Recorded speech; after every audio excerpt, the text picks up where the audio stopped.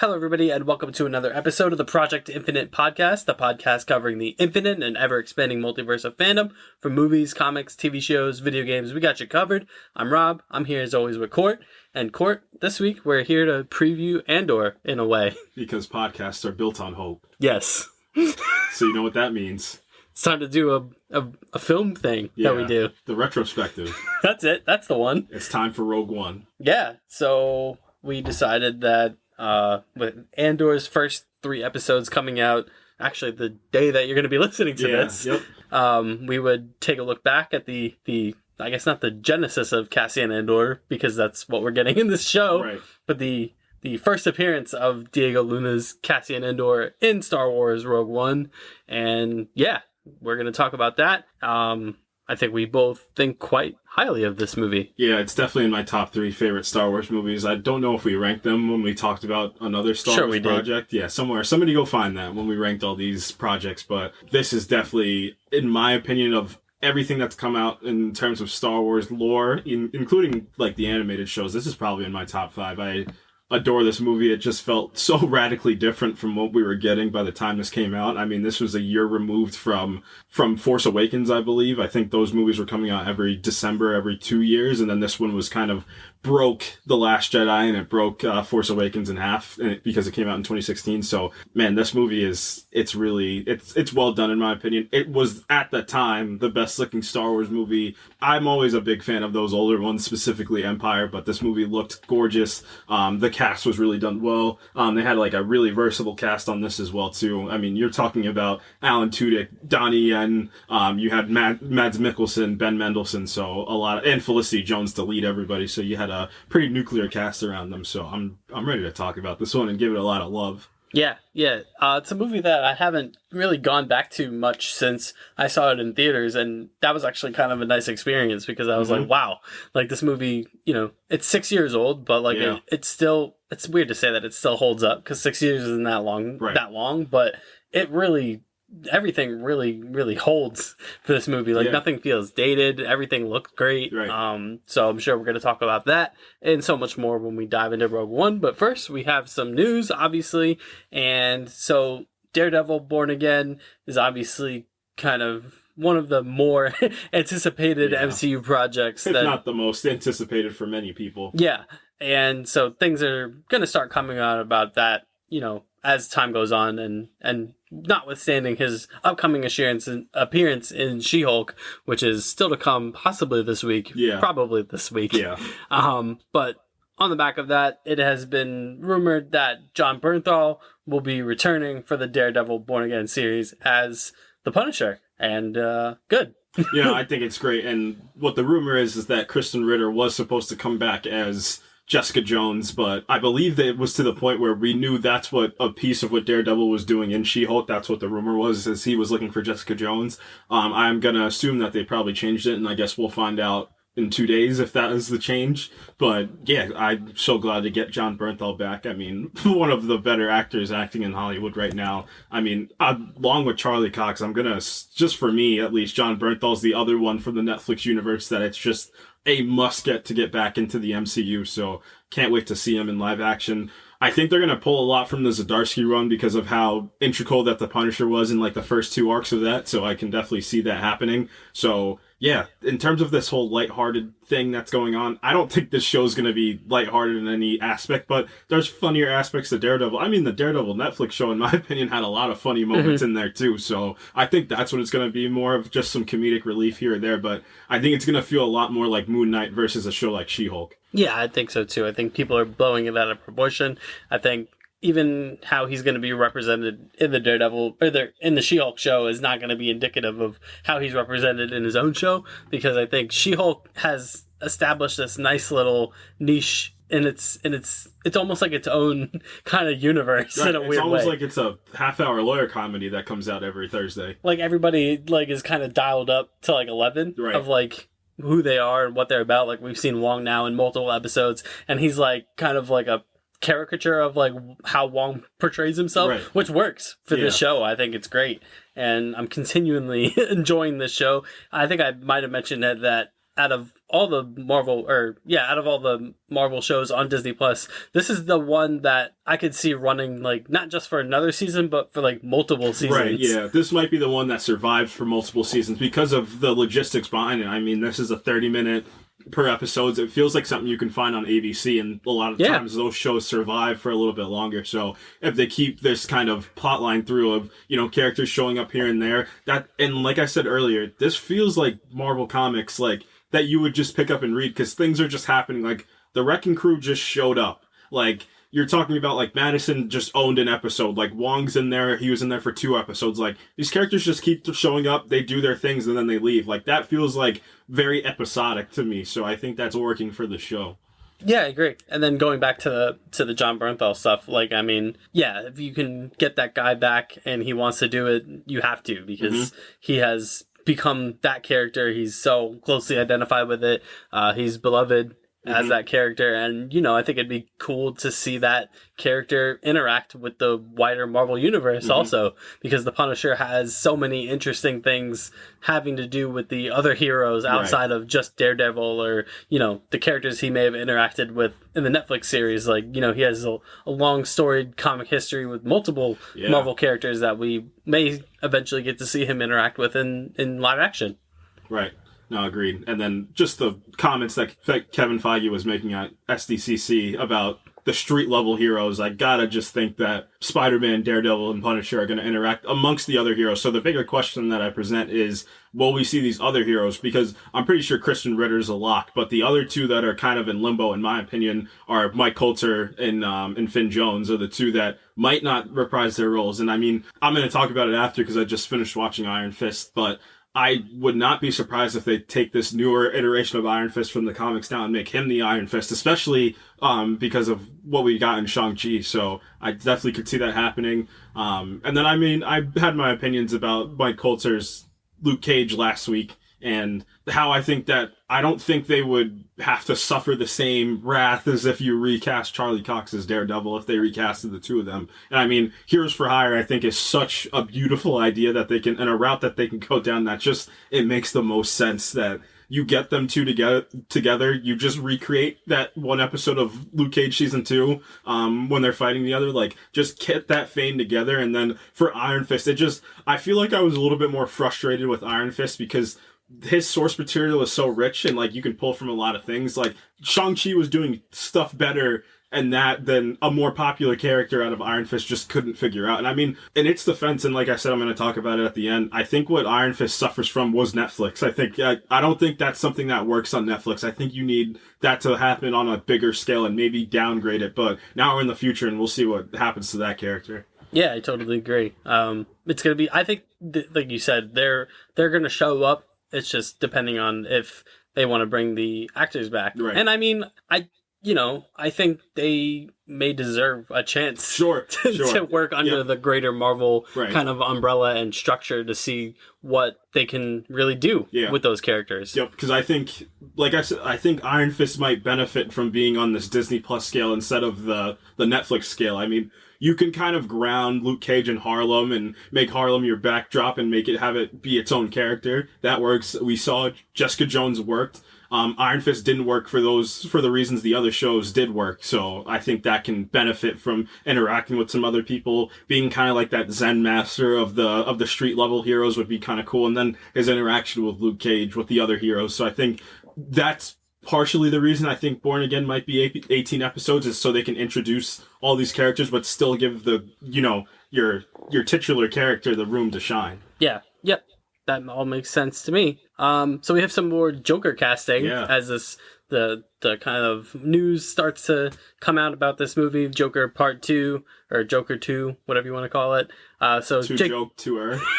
So Jacob Lofland from Maze Runner fame has been cast as a quote unquote Arkham Asylum inmate. You just gave me another retrospective idea, and that's to do those Maze Runner movies. So he's been cast as just an Arkham Asylum inmate. Mysterious. Yeah. To cast ominous with an actor with some notoriety as kind of a nameless kind of person. Yeah. So could be interesting to see where that goes and where this movie in general goes. Yeah, you got any thoughts on who he could be, or do you think he's just going to be an Arkham inmate? I don't know. It's hard. It's hard to say because this franchise really does walk a fine line between not being too comic booky and not really referencing like the greater Batman mythos versus doing just that. I mean, the end of the movie is explicitly the Bruce Wayne origin story, right? So it could be that he's a prototype kind of version of a character that we would recognize, but will not necessarily become the villain that we recognize him as. He could be an early stages Riddler. He could be, one of those kind of psycho kind of Batman villains. That would be kind of funny if he was like an early stage Riddler, just because we got the Batman and it's kind of like a play on what they did with Barry Keoghan in that movie, who I still think is going to be a cool version of the Joker. Whether they want to go further with that or hold him off for a while, we'll see. But I could see him playing. So I thought about this after I saw it, and I was just like, just based off the look of him, he kind of has his own Jokerish feel to him too. So it could be this idea of like the three Jokers. Like maybe Joaquin Phoenix's Joker, Arthur Fleck, is trying to, practition a New Jersey Joker, anoint a new Joker. So I can definitely see that being like a through line, like maybe just a small plot thread to pull on. Like he's also trying to turn somebody else into the Joker and get more of them on the streets to cause more chaos. That could be. And Lady Gaga's in this. Lady Gaga's in this. It's a musical, and if you guys are just super upset about musicals, go watch La La Land and come back. Yeah. Musicals are not bad. Or go watch Tick Tick Boom. So I'm still looking forward to this. I mean, he gave one of the best performances I'd seen in quite some time from that movie. So I'm really I want to see what Lady Gaga brings to the table for this as Harley Quinzel. I'm going to assume they're going to go the Quinzel route before they go into Harley Quinn. I think what the first movie benefits from is subtlety, too. I always say this is a huge proponent of making, lasting stories is something we can relate to. And I think it's the subtlety of, to your point, of not having these grand comic book ideas coming to fruition. I think it's the human nature of what made Joker and the character study of, like, the human psyche. I think that's what made that movie just perform the way it did. So I can see that even going further. And then what she does to Joker, she's his therapist. So I can see, or a psychiatrist. So I can see where she can fall in love with this man and how twisted it can get. And I think to have this in the eyes of a musical, I think that's might be a stroke of genius. So we'll see if that hits. Yeah, I think it's a great idea also. Like it kind of speaks to the fractured psyche of the Joker, where like everything is kind of fantastical and we kind of saw a little bit of that in the first movie where, you think it's going a certain way and then spoiler alert, was it, what's the actress's name that played the love interest? Oh, Zazie Beetz. Yeah, Zazie Beetz, The plot twist is like she wasn't there the entire time you think she is, and part of the movie is essentially is taking place in his mind, right? And we're getting his perspective. So I imagine that the musical element will be that again. Right. This will all be kind of from the perspective of being in his mind, right? So we have some more casting news. So David Harbour, whose star keeps on rising, has been cast as the one of the leads in the Neil Blomkamp led Gran Turismo film. Sure.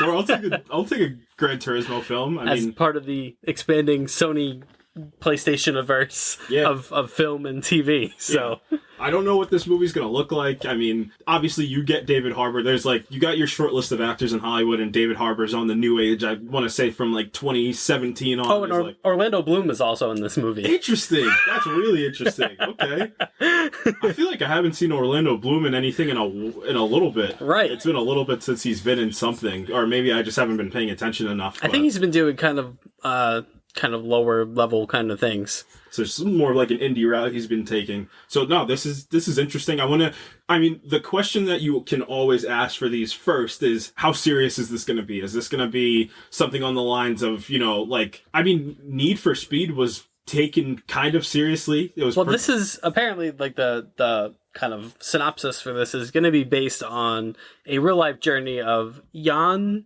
Martinborough, who was a gamer who became a real life factory racer. Okay. So apparently that's where this movie is drawing inspiration from. So it is grounded in reality. Okay. And using the Gran Turismo name to kind of link the worlds between gaming and racing is honestly pretty smart. Yeah, I mean, these Sony movies we're going to see, because Ghost of Tsushima, I'm just over the moonly excited about, and it's not just because of the game, just because of what the director has talked about and what the producers have kind of came out and said about this movie and what it could be. So they're putting a lot of faith in this side and the gaming side of their adaptation. So I do trust that they're going to make all the right decisions. And I mean, a good decision to start is getting David Harbour and kind of getting Orlando Bloom back in like the bigger spotlight. Yeah, it's crazy that they are doing what they're doing. I mean, we've talked about Uncharted before, and that was pretty successful, and just the things that we have The Last of Us coming up, next year. God of War is coming,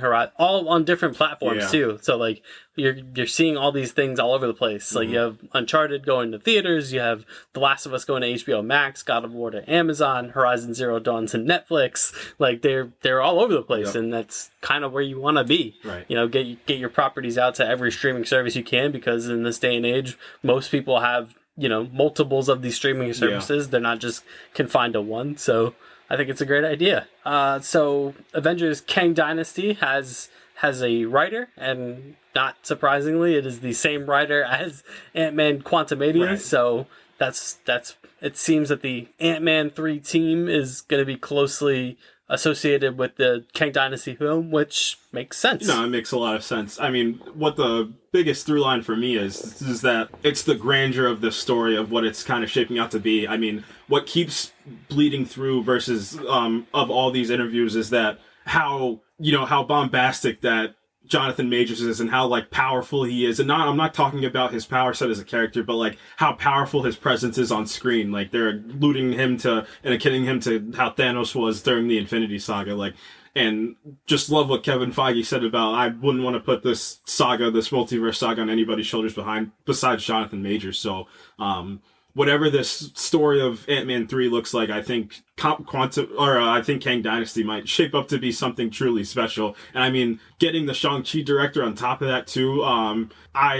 mean, we've talked about Shang-Chi. I think it's a movie we quite enjoyed. I still think it's the best thing that and Loki have been the two best things to come out of Phase 4. And it's funny because Loki's the one that introduced Jonathan Majors for the first time. So you can kind of see all these things kind of coming together. I would not be surprised if Tom Hiddleston makes an appearance in Quantumania as just a small cameo, because of I think it's the first show after that comes after Quantumania is going to be Loki, and they said that it's going to tie in kind of, so I can see that happening. So I'm looking forward to it. I think that's another good choice. It's just a smart choice. Yeah, and I mean that's historically what they've done with these Avengers movies. Kind of post Age of Ultron is they've gotten directors that are familiar with the characters that they're being dealt with. Because, I mean, the first two Avengers movies where they brought Joss Whedon in to basically just do Avengers. Right. You know what I mean? And then, as we got to Infinity War and Endgame, it was handled by the Russo brothers because the Russos had obviously done maybe the best trilogy of the entire first three phases of Marvel, and they did Civil War, so they had their hands on multiple characters for that movie. I think what's more important for that is they had their hands on Iron Man on top of that, because it was one thing because they had already had Chris Evans as Captain America, but they wanted to see, to your point, like, could they handle the entire Avengers team? I mean, you can sublet Thor and Hulk for different characters, but can you handle that scale? And they did. Yeah, and they did. And then obviously, a big part of those movies also was collaboration. Yep. John Favreau was there, with his experience with Iron Man. Ryan Coogler was there with his experience with Black Panther. James Gunn was there. Yep. Taika Waititi was there. Like, they all kind of formed their own directorial Avengers to make those movies come to life. And honestly, I'm expecting probably a similar thing with these next two Avengers movies, where they're kind of get these, directors and writers who had a hand in all these characters that are being brought to the stage to kind of at least have a little bit of input. Yeah, I mean, that presents a bigger question for me, and that's, what is Secret Wars going to look like? Because now that this news has come out, like, it kind of feels like Secret Wars is getting separated a little bit from everything, because it's been known, like, I'm pretty sure Destin Creighton he's not gonna do Secret Wars. They didn't say that. Yeah. They didn't say that he was doing it. Right. True. Like, they didn't say that he wasn't doing it or that he was doing it. There's been no, like, confirmation on the director, because that movie's 3 years away. Like, that movie's not going to come out for a while. But you do think that some news is going to come out probably next year of who's going to helm that movie, because we already know who the Kang Dynasty director is. But I don't know if I'm crazy, but I kind of feel like one of two things. I mean, this movie, Secret Wars, it might get delayed. I wouldn't be surprised if that movie gets delayed or pushed back, but it just feels like Secret Wars is going to be, and I told you this before, I feel like this movie's shaping up to be like a reboot of some sorts. Like, it's going to be something different. Like, the Kang Dynasty is going to end, and then Secret Wars is going to be all about the full-out collapse of the multiverse, like, aside from whatever happens in Kang Dynasty. I don't not think that it's going to set up what's going to happen in Secret Wars, but it doesn't feel like an Infinity War Endgame as I thought it was before. Yeah, I think my money is still on Matt Shackman doing Secret Wars. That's a good choice. I think that's what I said even before we knew he was doing Fantastic Four, that I thought the Fantastic Four director was going to helm Secret Wars, and I'm still thinking that's going to be the case. So Blade Runner news. Oh man, I love Blade Runner so much. So Amazon Prime, right? It's Amazon Prime. Yep, Amazon has Prime. picked up a Blade Runner 2099 series that is going to be executively produced by Ridley Scott, and it takes place obviously 50 years after Blade Runner 2049, which is kind of this almost like a cult classic at this point. Yeah, I mean, I guess I'm in the cult classic fandom. I mean, that's a movie, like, not even just the way I watch movies and like some movies I cling on to. That's a movie I watch like every month. Like, it's what Denis Villeneuve was able to do on that is just, it's nothing short of like monumentally incredible, and it's a movie that was done disjustice by the studio itself because it was something that wasn't promoted well, and you're getting Denis Villeneuve, who's coming off of Arrival, which was nominated for Best Picture. Like, you're getting somebody with so much power in Hollywood, and that movie failed at the box office, but I think that's one of the categories that goes into making a cult classic. Is like, I think cult classics need like an obstacle sometimes to get to that point, and that's one of those. The original Blade Runner was the same thing. Yeah, yep, and it's all about risks, and I think I have this philosophy on sci-fi because it might be my favorite genre, and I think it's certain sci-fi that I like and certain sci-fi that I cling on to, and I think Dune was one of those things, and this does have, it does have something to do with Denis Villeneuve doing it, but it's not that very thing. It's what sci-fi needs to do, and it's be subtle about human emotion. Like, the human aspect of sci-fi for me, and like the character aspect, is the single most important thing, because like, we're already in these foreign worlds, so we need to be introduced somehow, and that's the only way you gotta get there. We'll talk about that when we talk about Rogue One. Right, but you need to get there, and that's through your characters, and how much you resonate with them, and how much you love them, and how much you reflect with them and off of them too, and the things you want them to do and not want them to do. And just to see this on Amazon Prime, the main thing, like the word that sticks out to me is freedom. I think from Amazon Prime, I think that Ridley Scott's gonna get a lot of freedom to make a new story. Obviously, like the Wallace storyline's probably gonna stick through. I want to see if, I don't think it's going to happen, but I want to see if maybe one of them from the movie's going to stay. Specifically, Ryan Gosling's Kay, because he is a replicant. So I wouldn't be surprised if he was able to stick around, just show up in that show, but we'll see. I mean, Ryan Gosling's not a TV person, so don't think that's going to happen. That's just a pipe dream, but whoever this gets cast in this, I'm looking forward to it. I mean, if anybody wants like a double feature, that Blade Runner to Blade Runner 2049 is just, it's glorious. Like, Ridley Scott's one of the greatest world builders out there. Like, we talk about George Lucas all the time. You talk about Steven Spielberg, but Ridley Scott himself needs to be on that list because of what he was able to present. It's like a realistic feeling future, and that's something that's so difficult to do. So I'm looking forward to that so much. Yeah. I saw that news. It's my phone background, the frame of him walking into, I think it's in the second act of that movie where he's just draped in orange. It's my phone in my computer background. Blade Runner holds a special place in my heart. Yeah, it's very cool.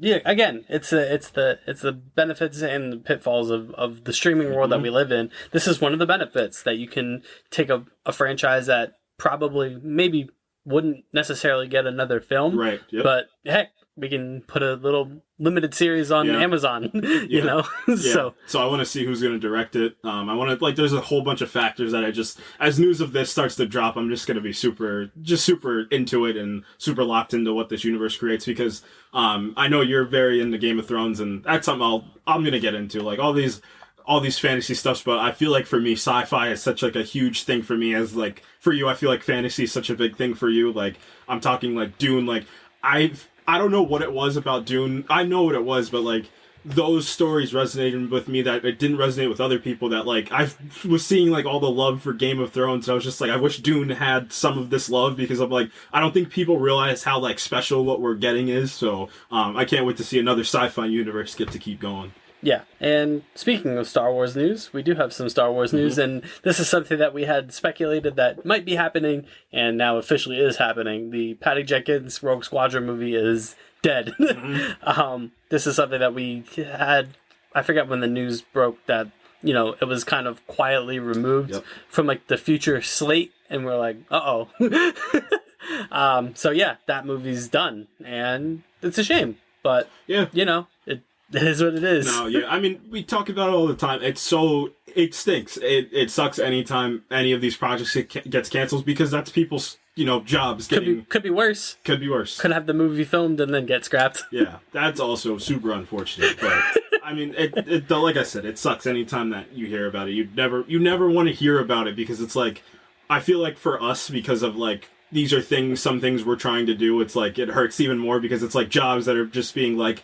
just evaporated into thin air, and it's just people's visions for me is the big thing that just don't get to be realized, because I know how closely Patty Jenkins was holding this, because I believe her father was a fighter pilot, and she was super excited to go into another big fandom and kind of fight her way to the top of and see what kind of story that she can present. I was thinking about it, like, I think we found out about this the same time we got that first Top Gun trailer. And I'm like, imagine Top Gun, but Star Wars. Like, that would be so cool. Yeah. It sucks. It's a shame, you know, but this is the thing that happens in Hollywood. It's the business side. And more importantly, what happens when these major franchises, you know, visions change, things change, circumstances change, and unfortunately that project is one of the detractors, or the malefactors from this business that we live in. And then on the Sony side of things, so we haven't had a good Sony news in a while. Sony Marvel news anyway. So the Kraven and Madam Web movies have been delayed, pushed back, as films often are. So Kraven has been pushed back to October 2023. 2023. Say the date. Is it the 3rd? It's the 6th. 6th. That's because it happened with... Didn't it happen with Morbius? All these movies come out on my birthday, specifically, and it's hilarious every time. And then Madam Web has been pushed back to February of 2024. So, got a little more time to see what these movies are going to be about. And then, you know, it actually, I guess it kind of works out for them in a weird way, because the Spider-Verse movies will be releasing around those time frames also. So, you know, maybe they're just trying to condense and compile their Marvel properties into one little block of time. I mean, I got my huge Secret Wars conspiracy theory that it's all connected.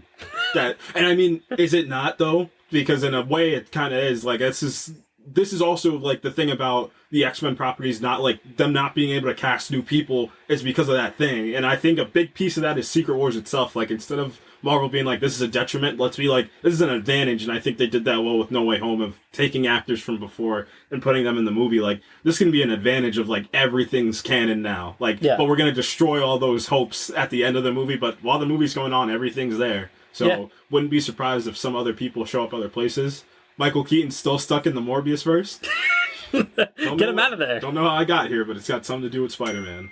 Insane. Just hilarious. I still can't believe that happened. And then I think maybe the most surprising news that emerged of the last week is Constantine is getting a sequel. Yeah, yep. The Keanu Reeves led Constantine movie from the early 2000s is getting a sequel, and I could not be more surprised by this. It came out of nowhere. I mean, Constantine is which property is Constantine? I don't even know. I don't know who. I mean, it's Warner. No, is it not Warner Brothers? So this movie came out in 2005. It was done by... Warner Brothers, yeah. So interesting. I mean, we just got Joanna Constantine and Sandman. We've got Matt Ryan's Constantine. Somebody said they want the three of them to cross over, and this is going to be my No Way Home. We also got the J.J. Abrams' Constantine show that got canceled. Well, yeah, that's the other side to this news is that that property and I think something else he was working on got canceled, just full out by Warner Brothers. So I just think that whole universe is going to blow up.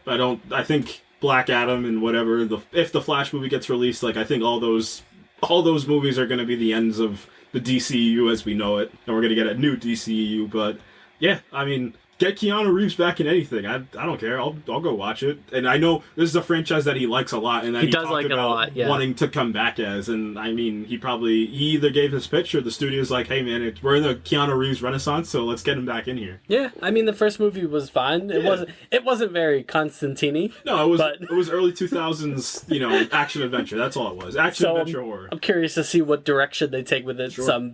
17, 18 years later. Do a Logan version of it. Do Old Man Constantine. Just leave him looking like John Wick and do that. I mean, that's his bag now. That's everything he's in. I mean, in The Matrix, he had the John Wick hair. Right, so. yeah. Just keep it. It's working.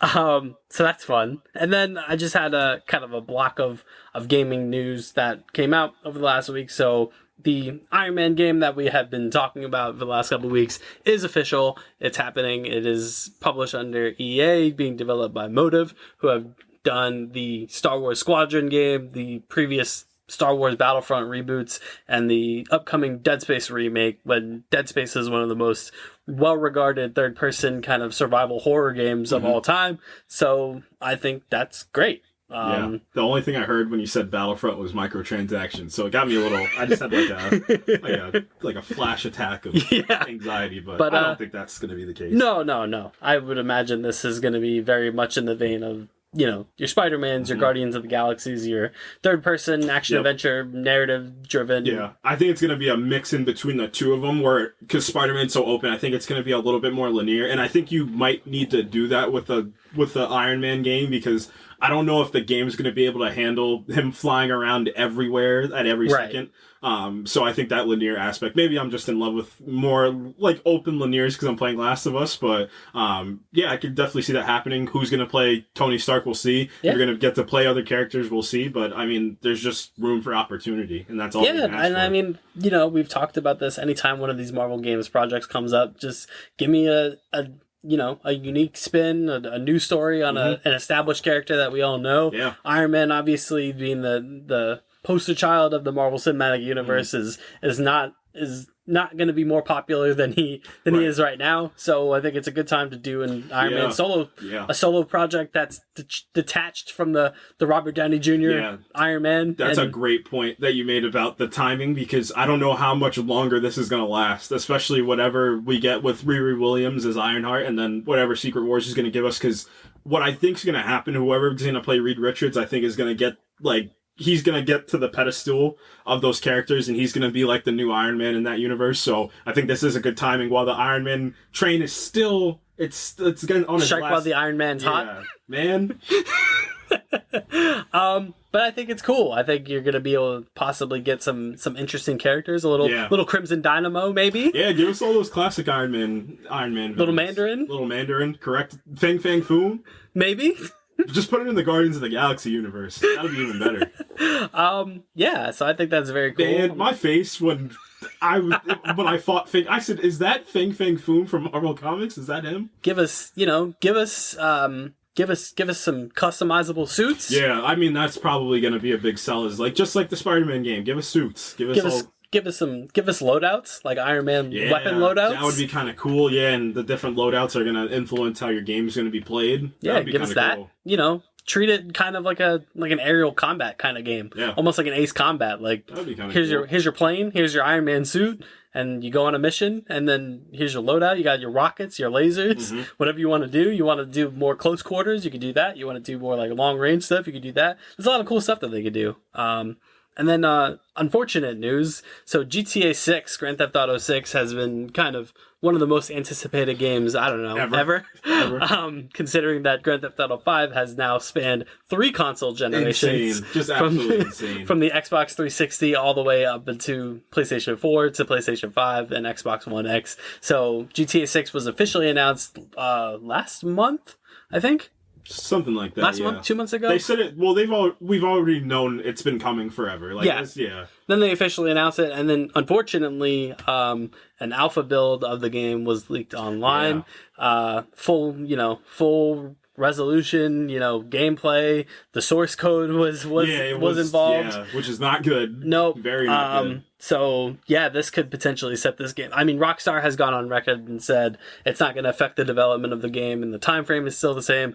I just don't see how that could be. It's just unfortunate that, this is kind of the culture and the world that we live in.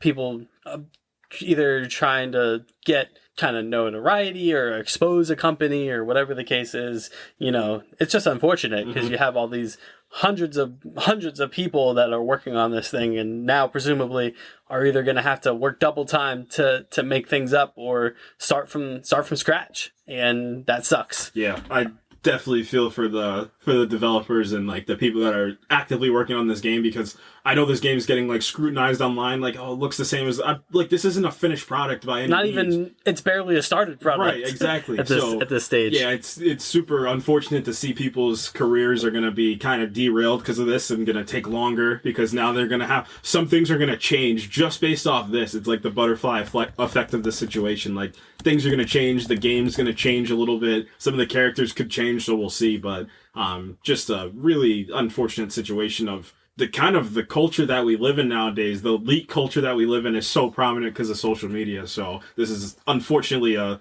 victim of that. Yeah, Neil Druckmann, who is the director of the Last of Us games, kind of tweeted out his support for the Rockstar devs, because this happened with The Last of Us Part 2, where the kind of the story basically was leaked online, I think a week before the game was released or a couple weeks before the game, and that really hampered its critical reception because people obviously took issue with certain things that were revealed in that. So it just sucks. There's really nothing else to say about that, especially for a game as anticipated and as big as Grand Theft Auto. I mean, it's the biggest selling franchise in video game history. Right. Yeah. So it's funny you say that, because I'm going to talk about the thing that I was doing versus the last thing, and that's got a little bit to do with that. But hopefully this game, it's going to get delayed because of this. It's just going to be the way. It's 100% going to get delayed. So you reap what you sow. So just because you wanted to leak it, now we're not going to be able to play this game for another presidential. Yeah, at least. And then the last thing I wanted to hit was, we talked last week about a state of play coming for PlayStation. We got that state of play. It was a great state of play for kind of franchises or games that people probably don't know or really aren't on people's radar. So the Samurai bag is back. Yes. There were 2 Samurai games kind of revealed. So Yakuza Ishin, which is a game that was only released in Japan, is getting kind of a Western remake. And then the other one was a Team Ninja game, Rise of the Ronin, which, takes place... Cool name. Very cool name. Cool kind of aesthetic, like in a late 1800s kind of samurai era, mixing kind of the old school samurai with like new school technology and a new school technology. New school of the 1800s. It's Red Dead Redemption, but Ghost of Tsushima. Kinda, yeah. Kind of mixing the old with the new, so that looked very cool. For your fighting game fans, Tekken 8 got revealed. Yep, that was a big reveal. People were talking about that all over Twitter. Yep, that was the first thing that they showed at that state of play, and then the last thing they bookended was a which we speculated on, was a God of War Ragnarok, story trailer, which basically will serve as the final trailer for the game when it releases in less than 6 weeks. Yeah. So this game's fast approach.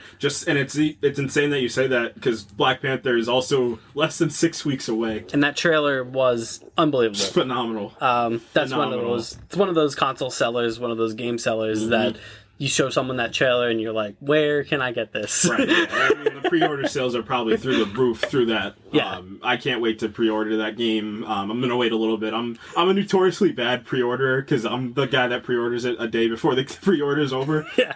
But no, that story trailer just looks incredible. I'm so invested in the story of Atreus and Kratos now, after playing God of War. And I did such a quick run through of God of War, the first one, so I'm going to replay it right when I'm done with The Last of Us in the next couple of days. So I'm going to look forward to that story. And I mean, it just looks like, because you made a good point, and we'll talk about story in a second, of where the game's going to take place and where it's going to start. And like, I think a good like mirror is like, because how he fought Baldur in the beginning of God of War 2018, like if he fights Thor in the beginning of this game, I think would be, he's just going to start fighting Norse gods every single time. Well, yeah, I mean, that's it. You know, the one thing I noticed from this trailer was it really did feel like it was mixing the God of War 2018 with the old school God of Wars. Like this one feels much grander spectacle. Like monsters are bigger, you know, creatures are bigger, you know, the action is a little bit faster. So it really feels like this game is going to be the culmination of what the God of War 2018 quote unquote reboot gave us versus and what the old school God of War games gave us. Like, it feels like we're getting a mix of that, and I think that's really cool. That's a great point. I mean, the best thing you said about that is the mixture, and I think for me, it's kind of like, it's the rage of the Olympus God of War era versus, like, the paternity of the New Age God of War era. I think it's a good mixture, and it's like the things you need to sacrifice to keep your family safe, and I think that's what 2018 was about, and I think this is going to be the culmination because of the Norse mythology and the understanding of it, because of what Odin has to do for Baldur, for Loki, for Thor. Like, those two things clashing together are going to be incredible. The line he gives, "Death can have me when it's earned me," is just emblazoned in my mind now. So I can't wait. I just absolutely am looking forward to this. Yeah, that like I said, that week's going to be insane. Yeah, that week is going to be packed. Oh man, I can't wait. With that being said, let's talk some Star Wars. Let's talk about Rogue One. So the Andor series, which has been the subject of much questioning and including me, and some scrutiny along the way of its development, because as we're going to talk about, Rogue One came out 6 years ago, and people are like, why are we doing a show about a guy we're doing a prequel about a prequel character, right? That we know his fate on top of that, because a nexus you can live in is that you don't know the fate of these characters. So it's cool to see, like, they're not only like the physical things they do, but like their ideals that get formed along the way. So, but we know where he's going to end up. So the question is, how do you go about that, and how do you write that, and how do you portray that? And we're going to get our answer this week. Yeah, tomorrow. The first 3 episodes of Andor will be releasing of a, how long? 12 episode? 12 episodes, correct. Yep. So a 24 episode event leading into the very beginning of Rogue One. Which was a sell. Yeah, and you know,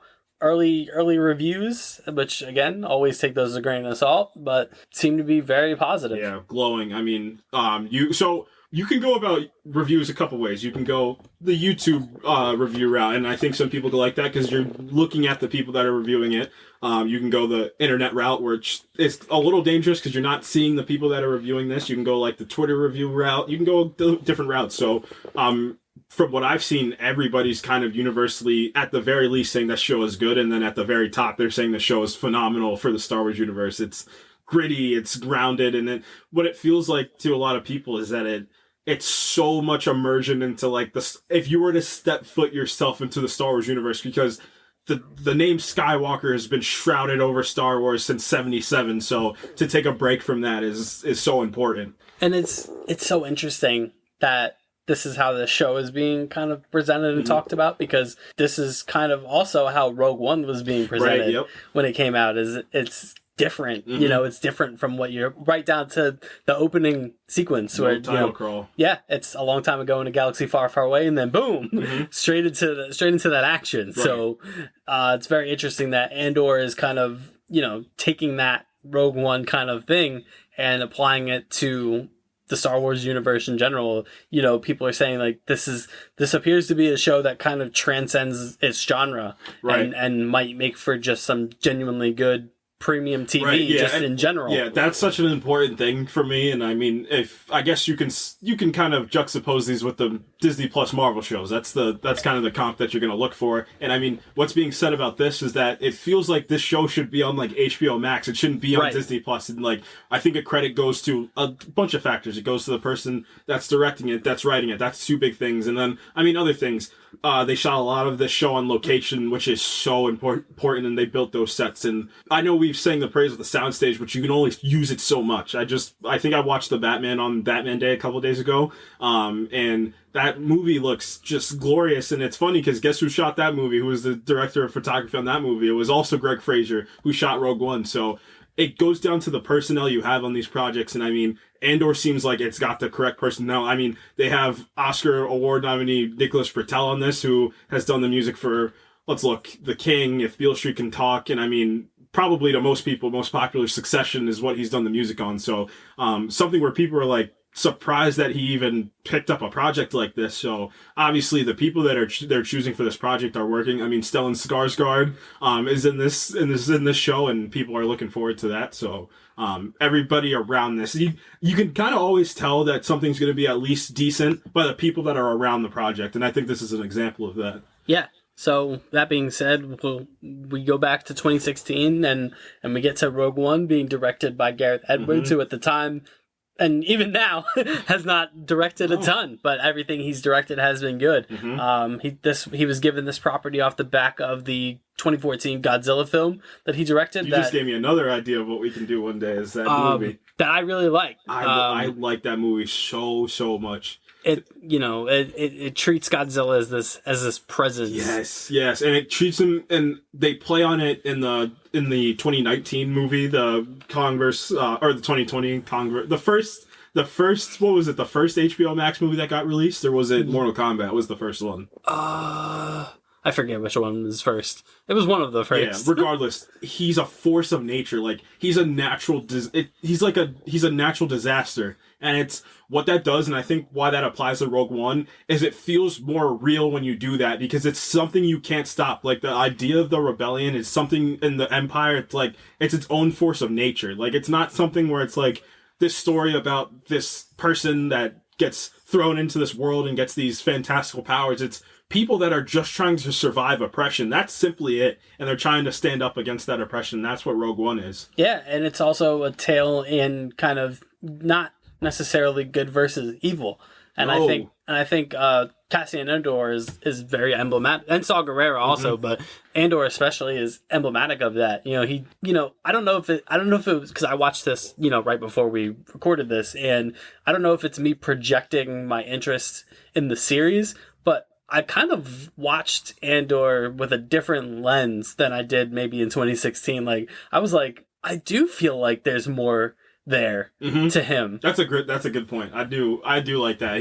He feels so much more three-dimensional, because if I think about this of when I saw it and then like rewatches like in the years after, he did feel so one-dimensional, and I think a piece of that is the fate thing. Like, I know he's going to die at the end of this movie, so I'm not too invested, but now him having a retroactive story to tell leading up to that point, he does feel so much more rounded out.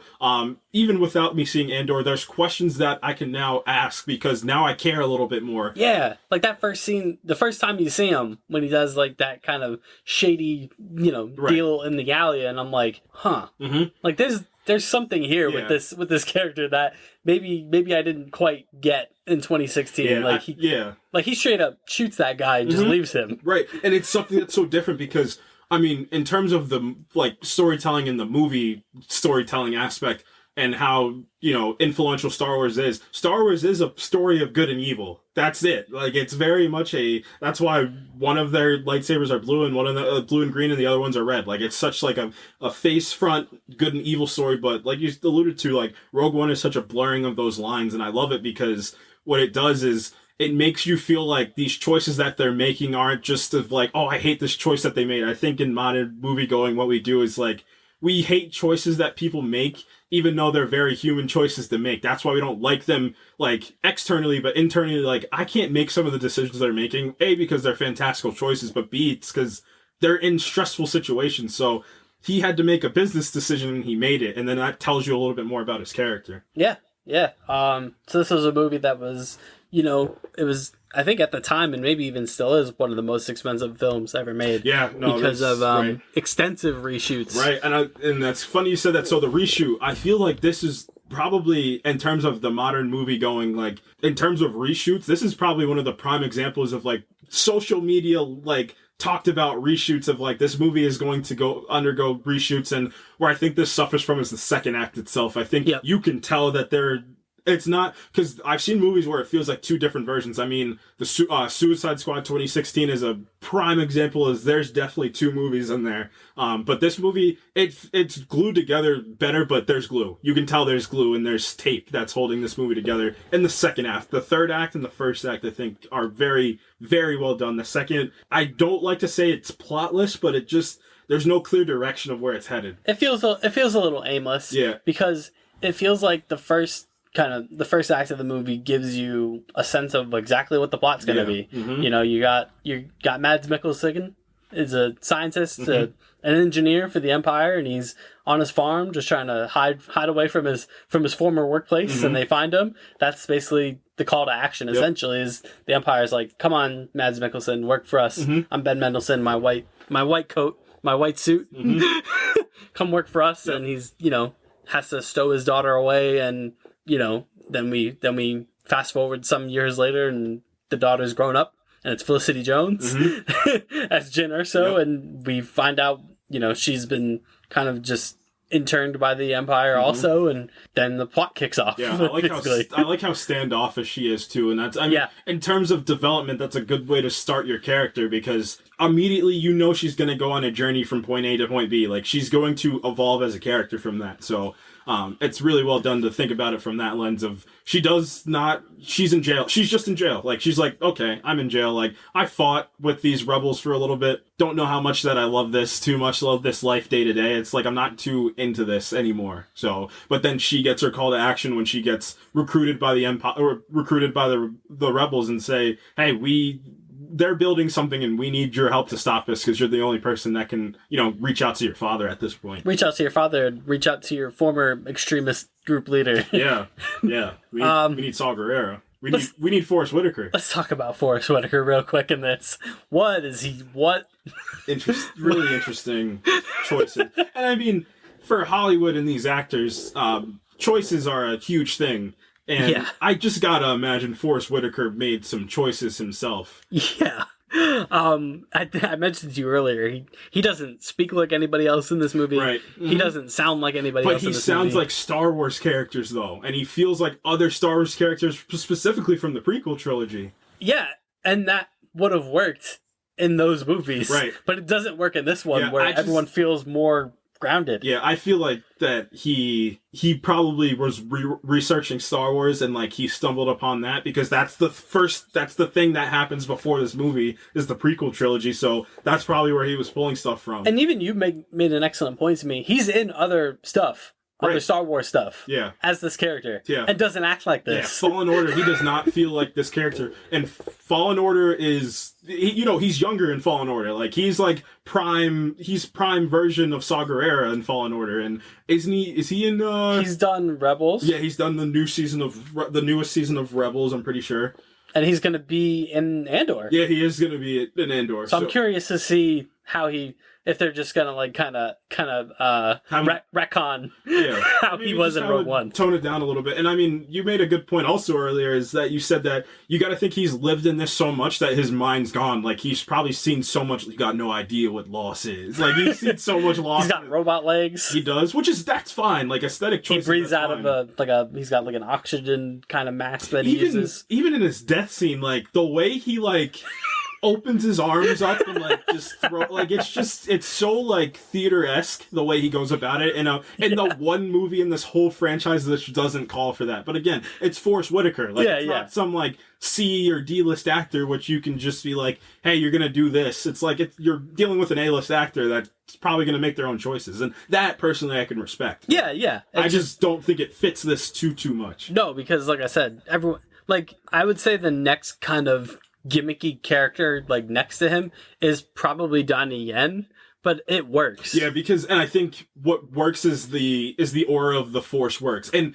to this movie's credit, on top of that, I love the way they use the Force in this movie, because now the Force has been told to us. Now it's actually a feeling, because nobody has a lightsaber. So now it's up to a little bit more interpretation for me. So Donnie Yen's character I love Donnie Yen. I've talked about it before, and I hadn't seen this movie in a little bit. So seeing him on screen, it's just he's playing himself a little bit, but you feel him in the Star Wars universe, though. He's the only character in this entire universe that knows proper martial arts. Right, yeah. But that's just because he's Donnie Yen. Right, yeah. And I mean, but it's great. Yeah, it works. He's so good. And I mean, him and then his partner in this movie, too, like, the two of them together are just so... They're like yin and yang to each other. And it's like, it's the hope aspect. Like, one of them has gone through all of, like, the trials and tribulations of hope and they're over it. And the other one's like, the only thing that they have is hope. That things are going to work themselves out. Yeah, I mean, when we're introduced to that duo, he kind of, he,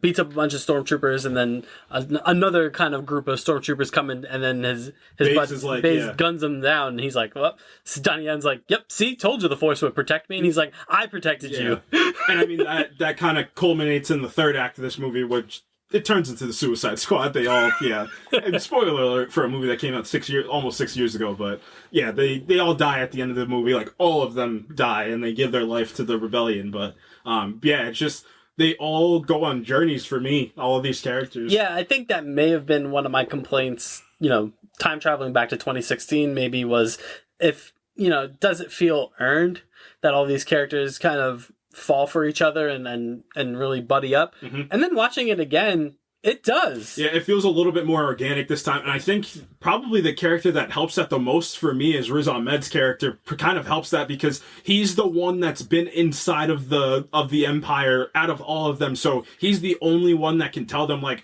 hey, like, he's like, I know they're on this mission to destroy the Death Star before it's built, but like, he's the one that's been inside and said, like, hey, like, I'm so adamant I need to see Saw Gerrera right away because we need to destroy this right away. Like, he gives a little bit of like an expedite his process to be like, hey, we need to start moving like that. We only got so much time. Yeah, and that's, I will say about the second act, that's kind of the part about the second act that successfully propels you into the third act is the destruction of Jeddah, where, CGI Peter Cushing is like, fire! Yeah. fire the Death Star. Ben Mendelsohn is just glorious in every role he does, because he has so much pomp and circumstance, and not only like his voice, but his presence. So it's like, I love that line. He's just like, it's beautiful. Like, what Ben Mendelsohn brings to like every role is like the full immersion. Like, he's just, you get like entranced by where he's at. I mean, you look at, for me, like a movie like Place Beyond the Pines, let's say, what he does in that movie is, he takes like this aspect of like his like Dane DeHaan's father, which is Ryan Gosling. He's a criminal, like he's a for real life criminal, but he presents them this way where he's just like he's like a Robin Hood almost. Like, he's going against like the machine of like corporate greed, and like he's like, that's how it's being presented. Like, another great example is this movie. Like, he's full out for the Empire. Like, there's no changing him. Yeah, like there's no changing him. There's no upending anything that he feels like sometimes movies need that. Like, they need the guy that just won't break. Like, I am full out for the evil cause. And I love the like the backstabby nature of like everyone in the Empire. So like, you have Mads Mikkelsen's character who like did the thing, did the designing bit about the Death Star, and then Ben Mendelsohn comes in. He's like, "Thank you for this. This is my Death Star now. I built this." And then Tarkin comes over the top of him and is like, "This is my Death Star now." No, it's such a good play. Like, it's just like it's the beginning of the Dark Knight where all the clowns are shooting each other. Right. That's what the Empire is like. It's because like they're all basically just trying to get like in the Emperor's ear and in Darth Vader's ear also. Yeah, and what this does too, and then I think Andor's going to double down on this, and I think this is like a big piece of what Andor is. It's that gray nature of like, when you talk like story and like story beats, like Joker, perfect example. Like, Arthur Fleck's he's not like a good person. Like, he's just somebody that's down on their luck. Like, that's his whole thing. It's like, he's made bad decisions and like he's done bad stuff. So, like, the Empire itself, like, this is the first time, and again, that's a big piece of stepping away from the Skywalkers. Like, now I'm seeing, like, these different people that are just, like, think about, like, if, like, the biggest corporation you can think of is, like, they're just the most evil people. Like, that's what the Empire is, like, but to everybody else, like, that's just the way things go. Like, the Empire itself is just the security force of the galaxy. Like, it's the governmental and the security force. That's it. Like, that's all it is. So Tarkin being there, it's like, I'm just doing my job. That's simply what I'm doing. I was born to do this, and now I'm doing it. And, like, the only character that Ben Mendelsohn kind of has a quasi affinity for is Galen Erso. Yeah. Because there's that scene where he Tarkin's like, that this got out. The pilot didn't just do this, right? Like Galen Erso's group or someone there did leak the news. Yeah. Leak the footage of the new GTA build. Yeah. Galen Erso ruined everything. And Ben Mendelsohn has to go down there to fix it. And he's not really suspicious that Galen's the one that did it. No. And then he kind of like guns down Galen's crew. Like, even after Galen's like, it was me, I did it. And like, he's just like, you shouldn't have done that. Yeah, you're gonna Whereas like anyone else, he probably would have just killed them. Right. But also it speaks to the fact that even in his kind of self-obsessed mind where like he's trying to take credit for this whole thing, he knows he can't do it without Galen Erso.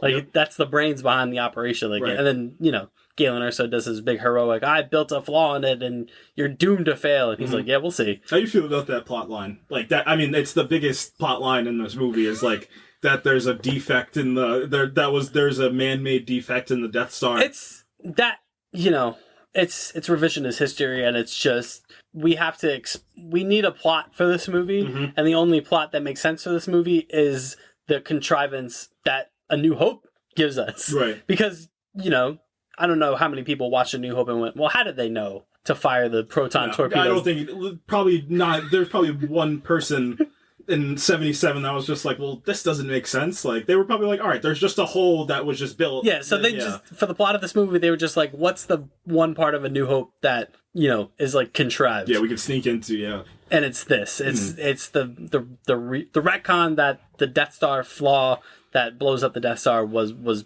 built into the system by the engineer because he felt guilty about working for the Empire, basically.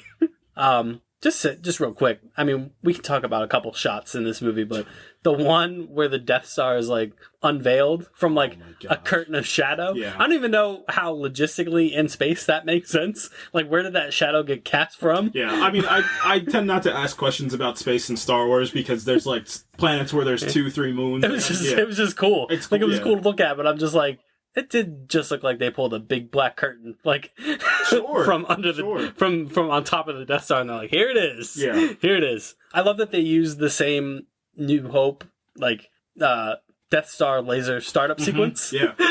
This movie stays very true. Like, this movie feels much more like the original trilogy, to me at least, versus what the prequel trilogy looks like or the sequel trilogy looks like. Which I think it needed to. Yeah, me because too. Particularly where it ends, literally ends right as A New Hope is starting. So you can't have the disconnect of like, this feels like it's in two different eras because it literally happens, timeline wise, like the movie ends and then like 5 minutes later is the beginning of A New Hope. That's some of the praises that Andor's receiving right now, is that because of the location, it's the same things that Lucas had to do in 77, 80, and 83. Like, we're building a bunch of these sets on locations where we need to shoot these projects. So a lot of that goes to, like you said earlier, Greg Fraser shooting this movie is such a genius idea to have, because I think what works for him is his realism. You see it on the Batman, and then specifically for the sci-fi realm, which we're bringing it back. We're bringing it back when it is for Dune. Like, the way he shot Dune feels so real. Like, they're shooting Dune in Jordan. They're shooting Dune 2 right now in Jordan. So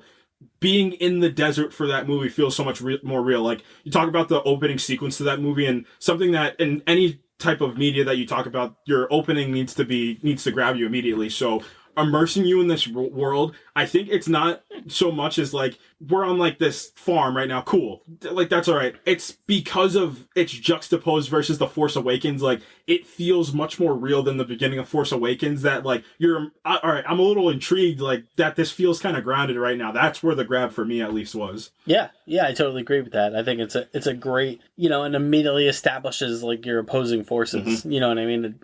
Ben Mendelsohn is obviously the antagonist of this movie, despite, who shows up later. Let's talk about Alan Tudyk real quick. So, I mean, it's the argument. This movie's trailblazing in quite a few ways. It's the reshoot thing. I mean, movies have been going through reshoots since the beginning of movies.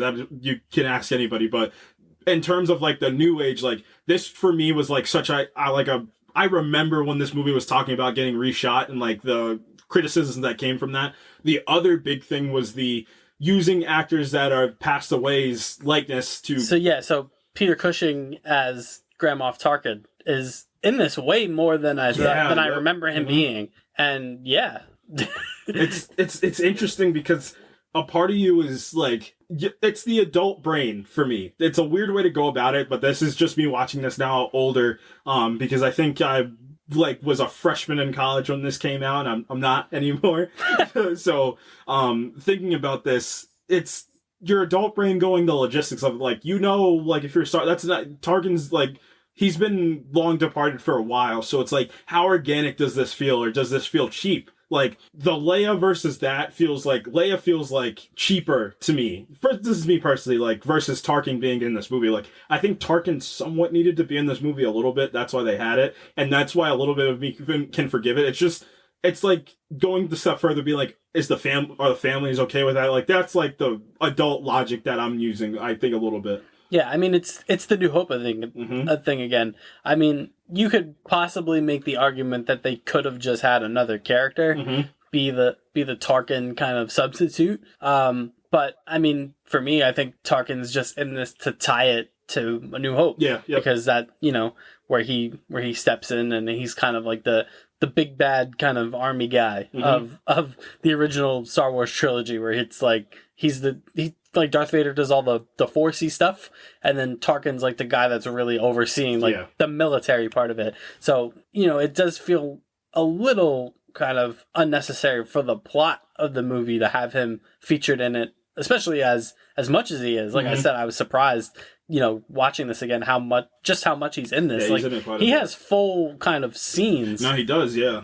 And I'm just like, wait a minute. Does that, it definitely doesn't hold. And I mean, in terms of using like a likeness of a younger actor, I mean, you look at the best, in my opinion, I think is probably what they did with Sam Jackson on Captain Marvel, I think is the best de-aging, or Michael Douglas on Ant-Man. That was also pretty good. The Michael Douglas one is really good. Yeah, but the stipulation is you have the actor there that just has the mocap and they have the dots all over their face. But this is, you're completely reconstructing, like, you get an actor, I think they used Guy Henry, who he's been in quite a few things, but use an actor that looks a little bit like the original actor and then you do the same thing, but it's still not, it doesn't feel the same way as the actual actor. There's a glossiness to it that kind of takes you out of it. Yeah. Yep.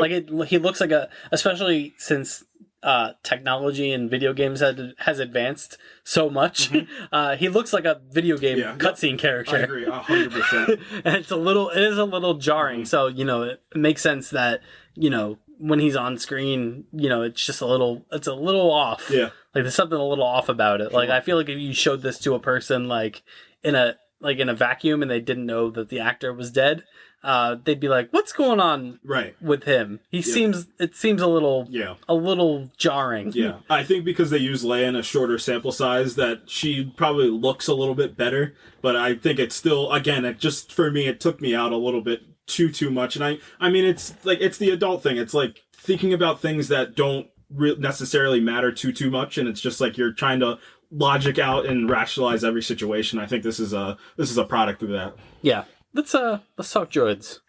Yeah, let's talk about the E-droid. Maybe the MVP droid of the whole... They don't miss on the droids. Apparently Cassian has a droid in Andor, which is also going to be a fan favorite. One thing Star Wars knows how to do is give you a droid to fall in love with. Yeah. And maybe the most dynamic droid that we've gotten comes from Rogue One. Yeah, so Alan Tudyk plays K2SO, former Imperial droid. Did you know that wasn't me? Kind of... again, speaks to this reluctant rebellion group that it's very purposeful that K2 is a former Imperial droid. Yep. Kind of speaks to that rebellion motif that's scattered throughout. And man, if Alan Tudyk just isn't just charming and charismatic as you can make a droid. Yeah. I mean, I feel like as beloved as all these droids are in Star Wars, there are complaints. Like C-3PO is a bit foppish. Sure. He's like... and he's a bit grating. I mean, BB-8, I feel like, is kind of the mascot of what people think is wrong with the Disney iteration of Star Wars. So, there's complaints on that end. But, I don't think there's any complaints about K2SO. No, I mean, that's a great point about he's a product of Rogue One, and he's a product of Imperial design that rebelled, and, well, he was reprogrammed, but still, same thing, like, he's on the rebellion side now, and he's hilarious, like, most of the comic relief comes from Doesn't him. have a ton of dialogue or lines, but every line he utters hits. Right, it feels more potent when you do that. Like, the sample size is smaller, so once you finally get the lines of dialogue, like, they really add levity to probably the darkest movie in the franchise, aside from probably Revenge of the Sith up to this point. And this one is like, this one, like, the feel of this movie feels darker versus Revenge of the Sith. The plot itself was dark. Like, that was like the descent of Anakin Skywalker, but Alan Tudyk is the perfect casting for this. I just can't see anybody else as K2SO. He works, like, especially aside Cassian, like, I think he helps Diego Luna's character feel a little bit. Yep, I think that's the best thing. Like, he is what he needs to feel just simple as that, to feel a little bit more. Yeah, because Cassian says it, like, K2 just speaks his mind. Mm-hmm. Whereas, like, Cassian is not that. Cassian is very calculated. He's very careful with the words he chooses, the actions he takes, even when he's tasked, you find out, to assassinate Jin's father. Like, he recruits her under the pretenses, like, no, we're going to rescue your dad. And then the rebels are like, no, you're going to kill her dad, actually. Mm-hmm. And, he sits on that scope for several minutes. And then, him and Jin have the big argument about, like, you were going to kill my dad. And he's like, but I didn't. Mm-hmm. I could have pulled the trigger, but I didn't. But before he, like, confronts her about it, he keeps trying to deflect. He's like, you're in shock. You're trying to take it out on somebody, and you're choosing me right now. Where, like, K2 is just like, I don't like anybody. Mm-hmm. I don't like you. I don't like you. But then, he comes around and he develops, when she gives him the gun at the end, and he's like, you, Jyn Erso, are very unusual. Yeah. She's kind of like an anomaly to him, and it's the logic of the droids, and I think that works.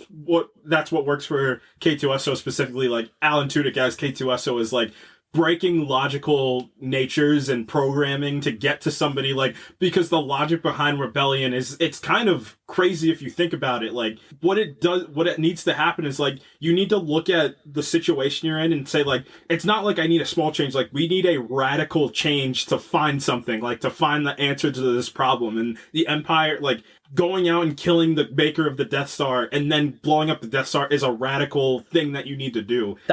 The rebels aren't even on board with. No. Because Jin presents them with the plan, and the rebels are like, nope. Yeah, like, you're going to get us all killed. Like, we're going to expose ourselves, and this is it. Like, it's over. And then through their actions, they eventually win the Rebel Alliance over and realize, like, this is the only way. Yeah. And it's really good. Yeah. And he's really good. Where are you taking them? They're prisoners. Yeah. I'm imprisoning them in prison. Yeah. So this movie's about hope. It works here much more than other projects that use that log line of hope. Recently, Sandman, for those 2 episodes, used hope really well. Mm-hmm. But yeah, this uses hope as its big theme. Little theme, big theme. This is the big theme is hope, and man, you feel it, especially that third act, like, because what hope is, it's like, it can be so many things. To get philosophical, like, it can be different aspects, and it can be something as small as, like, I hope your day's good, versus, like, I hope that we're able to upend the entire empire. And it's like, she says it's like, it's a cheesy line that works, like, rebellions are built on hope. Like, yeah, like, that's why A New Hope is called A New Hope. Like, you putting that against putting the original versus the prequel, like, the destruction of, like, Anakin Skywalker is so, like, it hurts. Like, as a fan, like, it hurts to see this kid that you fell in love with, like, him, like, I mean, he talks about an Obi-Wan, like, dies. Like, Anakin Skywalker died. Like, he's gone forever. And it's like, but A New Hope is, like, that his kin, like, his next of kin can rise up and, like, again, do the whole thing that he was trying to do. So this movie uses that same thing, and I think it works. Like, it's just, like, this idea of, like, these people's fates. Like, you have a feeling they're gonna die, and, like, once you get deeper into the third act, like, you're like, oh, shoot, like, this isn't, like, but you hope that, like, what their mission, like, what the thing they're trying to do is gonna hold. Yeah, and that's the thing, is, like, it's not a movie about upending the Empire. It's a movie in achieving the first step in upending the Empire. Like the big culmination of this movie is not like the destruction. Like nothing really happens at the end of this. Like no one really gets, besides Ben Mendelsohn, nobody really gets like a comeuppance in this. It's just, this is the launch point for the future of the rebellion. Like that's the end goal here. Like at the end of the day, all they're doing, mission wise, is they're just getting some data. Yeah, like it's a fetch quest. Right, yeah. Like the whole MacGuffin piece of hope is literally stored on a flash drive. And that's the whole thing that culminates to episode 6 is like literally built on a disc. Like that's the whole thing that can make or break everything. And it's like, this whole big grand third act being for something so small, I think it's special to me because it's like, it's not this, like you said, it's not this big thing that they were trying to achieve. It's like, you need a stepping stone to get there, but also you need those people to believe that they can get there. Like, you need them to believe that we can take these shots at the Empire. Like, they're not invulnerable as we thought they were. Yeah, nobody really buys it at first, besides maybe Donnie Yen's character is the only one that really buys in. Because he's one with the Force, and I mean, some cool, like, Easter egg things are what the Death Star is made out of is Kyber, like, because we never knew that, like, how does the Death Star generate so much power? Like, again, another thing that you don't think about in 77, but it's a cool thing, like, it's built from the same thing that powered the Jedi's lightsabers that can cut through anything, and, like, that Kyber crystal, it's like, and it also plays the Kyber crystal a little bit more MacGuffin-ish, as, like, this, like, it's not as simple as, like, just this piece of, like, glass. Like, it's so much deeper than that. And it's, like, they're the Guardians of the Wills. Like, that's why... And, like, I think he gives a line, like, they don't do much of now because the temple's gone. But, like, these people believe in this. Like, Donnie Yen believes in, like, that the Force will get us to the other side of this. Yeah. It's all about balance. And then they all, at various stages, they all come around in the end, Andor is probably the first one that kind of buys in out of the whole group.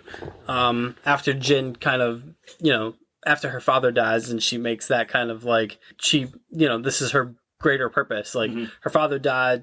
Well, Saw died, then her father died. So like these are like her two dads basically have both died at this point, and she kind of that's the moment when she decides like, nah, I have to see my dad's mission fulfilled, basically. And then, Andor's the first one who's like, I believe you, and this group of folks that I have behind me believe you, so let's do this. And then, Donnie Yen was just waiting for the word, waiting for someone to say yes, so that he could do this. And then Riz Ahmed's character is also like, well, I got nothing left to lose, so let me join this group. And then K2SO is like, I'm already here. I have to. Yeah, Cassian said I had to. Yeah, K2SO was like a rebellious 15-year-old.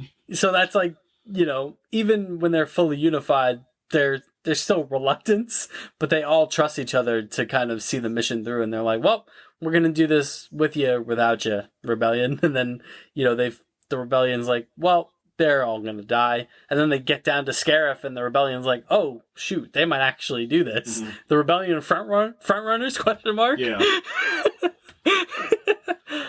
And then that third act, the action is it's not grand in the Star Wars sense. It's very like Saving Private Ryan. Yeah, this divulges into a war movie. Like, this is one of the first examples where this feels like a war, like an actual like war of people. And I think this is what was needed in the Star Wars universe. And I mean, I keep going back to it, but it's taking the Skywalker out of everything, kind of rounds everything out a little bit. I mean, we saw it with The Mandalorian season 1, because season 2 they doubled down on it. They went back to it. But I mean, that's why people are liking Andor right now, and that's why a lot of people like this movie. Is like, it's a different flavor of what Star Wars can be, and it makes it feel much more of like a full out universe versus like, they might as well have just called it the Skywalker story, A New Hope, versus Star Wars, A New Hope. Yeah, and hey man, when all those characters meet their ends, it pulls at the heartstrings a little bit. Like, I just, for me, like, I feel like this is gonna get like doubled down by 10, like when whatever Guardians die in Guardians 3. Like, I think that's what it's gonna feel like. Like Jin and Cassian embracing right before they die, it's like you feel it. Like that's so important for characters in terms of in storytelling. It's like you need to feel something. Like good stories make you feel something, and like at the end by this, like whether it's because you love the character, you hate the character, you've grown with the character, you reflect with the character against the character, like you feel something for them at least. Yeah, K2SO having that kind of heroic last stand, and he's like he essentially he does sacrifice himself. He's like he does the survive. Like, you have to survive. Right. And he, goes out in a blaze of glory. Donnie Yen's character kind of goes out in a blaze of, like, they all kind of get their moments. Even Riz Ahmed's character has kind of like that heroic Ethernet cable run. Yeah, because he's the one that's scared. Yeah. Like, he's the one that's, like, admittedly, like, afraid of the stuff that he's seen and, like, wants to not have anything to, like, on the battlefield, and then he does. Yeah. So, let's talk about the Skywalker in the room in this movie. So Darth Vader's in this. Yes. Voiced by James Earl Jones. And, man, this is the first movie, of this that does this with him, where he is, it's funny that I talked about Gareth Edwards treating Godzilla like a presence, because he treats Darth Vader in this like his Godzilla. That's what he does. He treats Darth Vader as like this presence, and like you don't see him at first, like you just see the back to tank, and someone's like talking to him, and he's like, "Hey, Ben Mendelsohn's here. He wants to have a chat."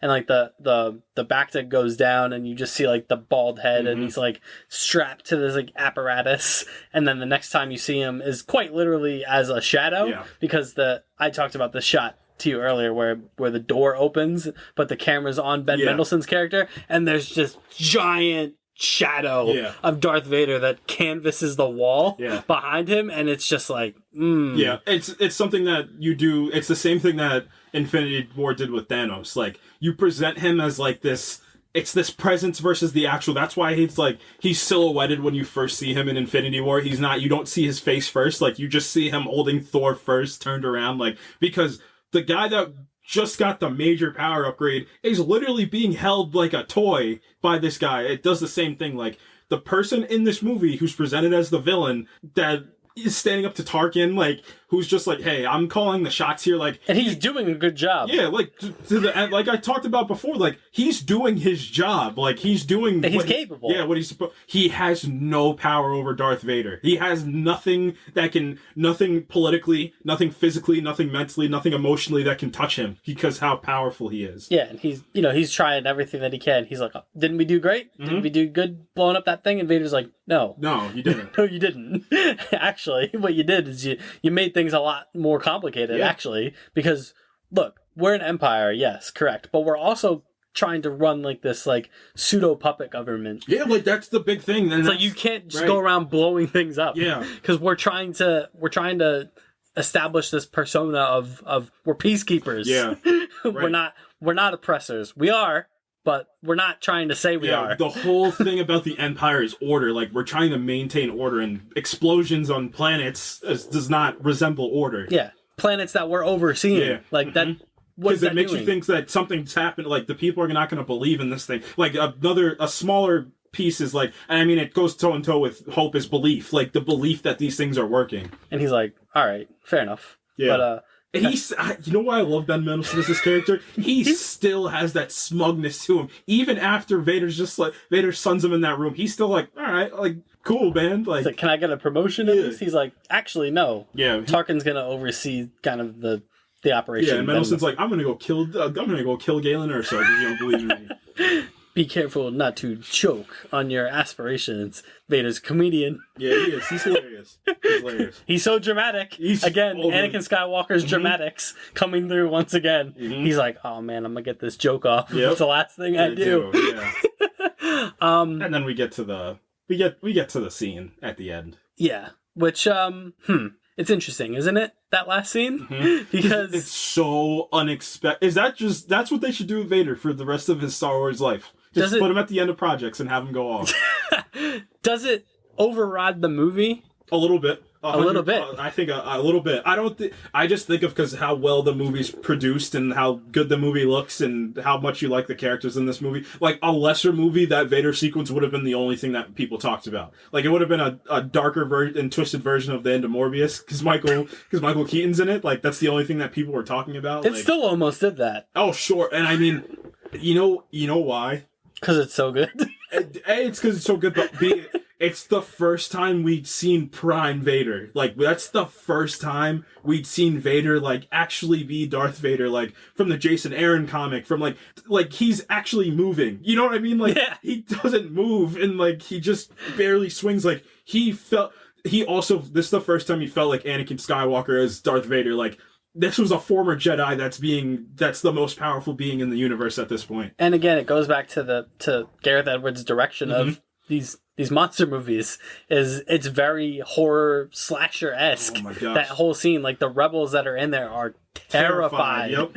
They're petrified and just like they can't it's like seeing your worst fear come to life. That's like they're witnessing their nightmare. Because, before the whole Inquisitor, thing was established, basically, the whole conceit behind Vader and the Emperor was like they're kind of these specters that people don't see often. I mean, they play on that in A New Hope. It's just they think the Force is like a myth. Like, it's not like a myth, but they're like, you're just using this, like, you're a cultist. Like, you're just like, you're what the Jedi were using, like, it's dead, so why are you still trying to use this? A, and B, like, we don't really care about, like, we're like we're militaristic peacekeepers at this point. Like, who cares about the Force? Obviously Vader chokes out Tarkin, but it's just like, we don't care about any of this stuff. But Vader's like, you're gonna believe in this. Like, because the rebels see him and they're like, man, the devil is real. Yeah, like, basically. Yeah, there's a reason, like, why you guys are all generals and I'm Darth Vader and Palpatine's the Emperor. Like, there's a reason for that. Yeah, like the devil is real, and he's wearing black and holding a red lightsaber. Right. Yeah. And then it becomes like a relay race. Yeah.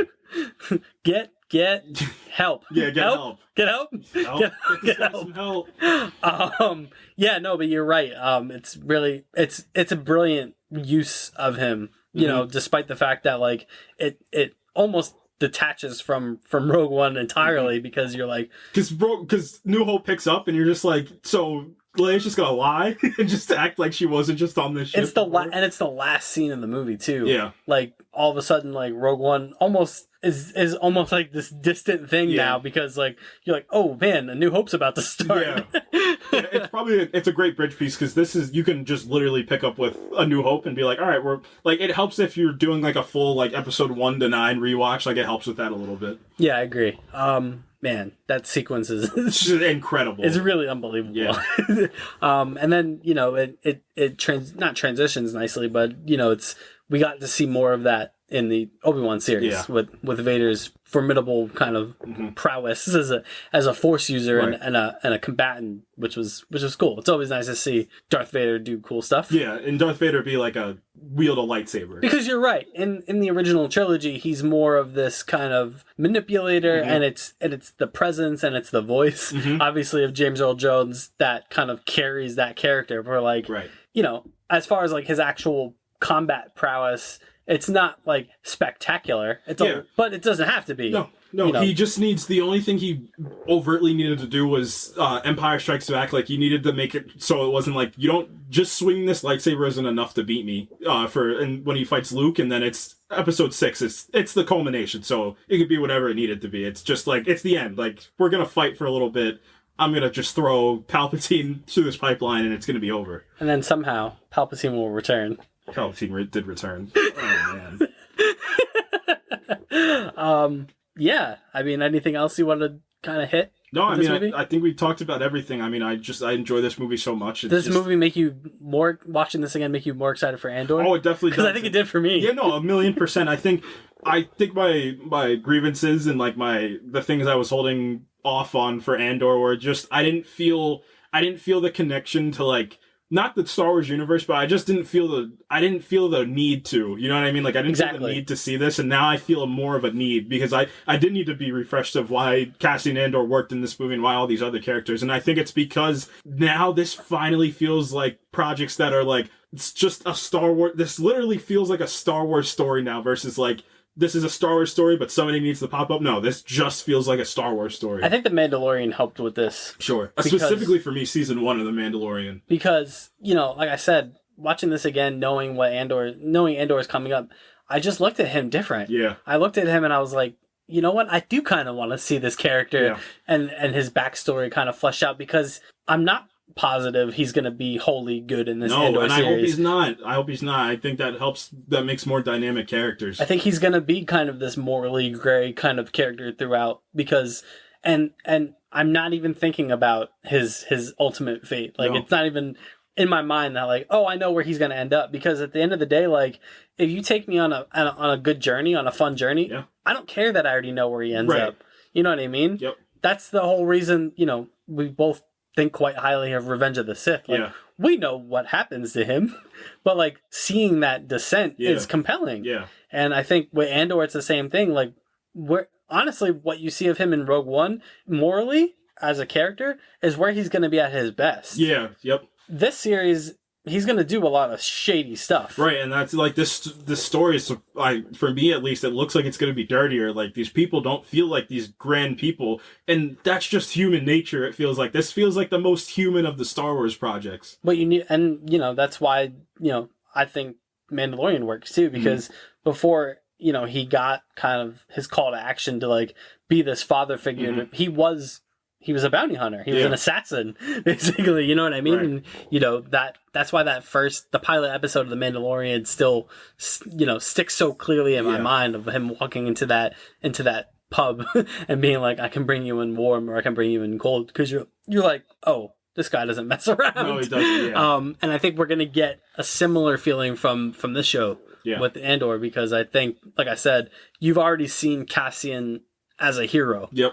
And you're not going to see that in this. No. I don't even think you're going to really get a hint of it. Like, I think this guy is just going to be doing things that maybe you don't necessarily agree with. Right. So right. Yeah, that's Rogue One. That's Rogue One, a Star Wars story. Really good. I'm glad I revisited it. Yeah, it's been a while since I'd watched it. Yeah, this makes me want to watch Solo now. Solo for me is a project I think is very underrated. I think a lot more highly of Solo than other people do. Another movie that was kind of marred by pre-production kind of stories and reshoots and rewrites, right, and director changes, and then that movie notoriously for me had the absolute uphill battle as you recasted Harrison Ford. You recasted Harrison Ford and Billy D. Williams. Like, that's the one of them is like the thing you don't do in Hollywood you did. So it was Alden Ehrenreich was fighting an uphill battle from day one, and I think he plays a very good young Han Solo, and then getting Donald Glover as why am I forgetting? Lando. As Lando is just